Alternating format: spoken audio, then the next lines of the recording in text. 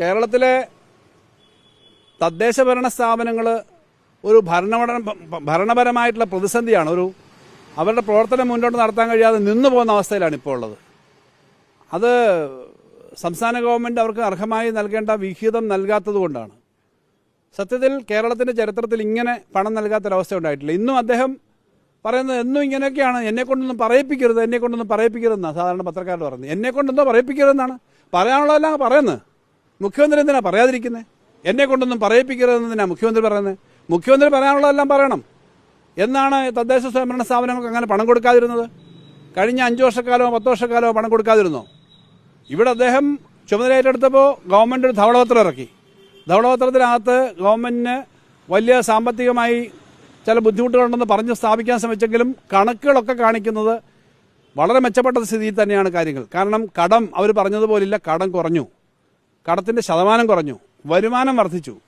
ഞങ്ങളുടെ ഗവൺമെൻറ്റിൻ്റെ 5ാമത്തെ വർഷത്തെ ഏറ്റവും അവസാനം ഞങ്ങൾ അവതരിപ്പിച്ച ഈ വർഷത്തേക്കുള്ള ബഡ്ജറ്റിൽ 2,39,000 കോടിയുടെ ബഡ്ജറ്റാണ് വെച്ചത്. അവരത് വെട്ടിക്കുറച്ചു, 2,27,000 കോടിയാക്കി. ഓക്കെ, പക്ഷേ ഏറ്റവും അവസാനത്തെ വർഷം ഞങ്ങൾ കഴിഞ്ഞ സാമ്പത്തിക വർഷം അവസാനം ചെലവാക്കിയത് 1,93,000 കോടിയാണ്. അതിനേക്കാളും 35,000 കോടി രൂപ അധികം ഈ വർഷം ഉണ്ട് എന്ന് അവർ വെട്ടിക്കുറച്ച ശ്രീ KM ചന്ദ്രശേഖർ അടക്കം നിയന്ത്രിച്ച ധവളപത്രത്തിൻ്റെ കണക്കനുസരിച്ച് 35,000 കോടി അധികം ചെലവാക്കാനുണ്ട്.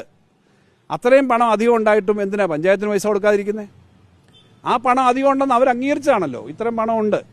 ഒരു സംസ്ഥാനത്തിനും, കേരളത്തിലെ ഇന്ത്യയിലെ ഒരൊറ്റ സംസ്ഥാനത്തിനും കഴിഞ്ഞ വർഷത്തെ ആക്ച്വൽ ബഡ്ജറ്റിനേക്കാളും 15% ബഡ്ജറ്റ് കൂട്ടിവെക്കാൻ പണമില്ല എന്ന് ഞാൻ പറയുന്നു. കേരളത്തിൽ 15% പണമുണ്ട്, വർദ്ധിപ്പിക്കാൻ പണമുണ്ട് എന്നുള്ളത് തന്നെ കേരളത്തിൻ്റെ സാമ്പത്തിക സ്ഥിതി വലിയ മെച്ചമാണ് ഇപ്പോഴെന്നുള്ളത് വ്യക്തമാക്കുന്നതാണ്. ഞങ്ങൾ ഈ സംസ്ഥാനത്തിൻ്റെ താല്പര്യം നോക്കി തന്നെയാണ് ഗവൺമെൻറ് ഭരിച്ചിട്ടുള്ളത്.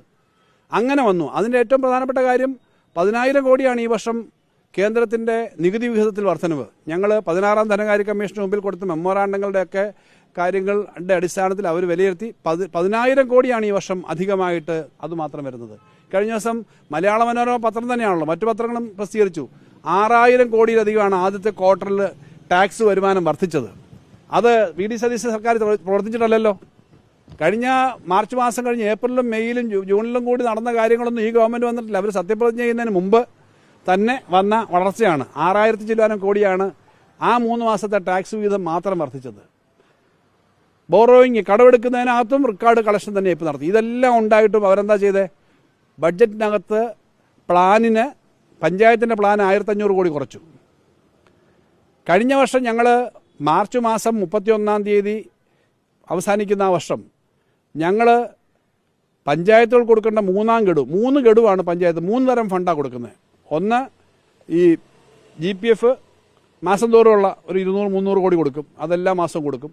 രണ്ടാമത്തേത് മെയിൻ്റനൻസ് ഗ്രാൻഡ്, മൂന്നാമത്തെ development fund. Maintenance grand development ഫണ്ടും മാസം തോറും അല്ല കൊടുക്കുന്നത്, 3 ഗഡുക്കളാണ്, ഒരു വർഷം 3 ഗഡുക്കളായി കൊടുക്കും. ഞങ്ങൾ ഡെവലപ്മെൻറ്റ് ഫണ്ടിൻ്റെ ഏറ്റവും അവസാന ഗഡു മാർച്ച് മാസത്തിൽ ഞങ്ങൾ കൊടുക്കാൻ ഓർഡർ ഇട്ടപ്പോൾ തെരഞ്ഞെടുപ്പ് കമ്മീഷൻ്റെ അനുമതി ഉണ്ടെങ്കിൽ മാത്രമേ കൊടുക്കാൻ പറ്റൂ എന്നൊരു സ്റ്റാൻഡ് വന്നു. ചീഫ് സെക്രട്ടറിയും ഫൈനാൻസ് സെക്രട്ടറിയും തെരഞ്ഞെടുപ്പ് കമ്മീഷൻ എഴുതി, അനുമതി കിട്ടിയില്ല. മറ്റുള്ള ഫണ്ടുകൾ ഏകദേശം 10,000-ലധികം കോടി രൂപ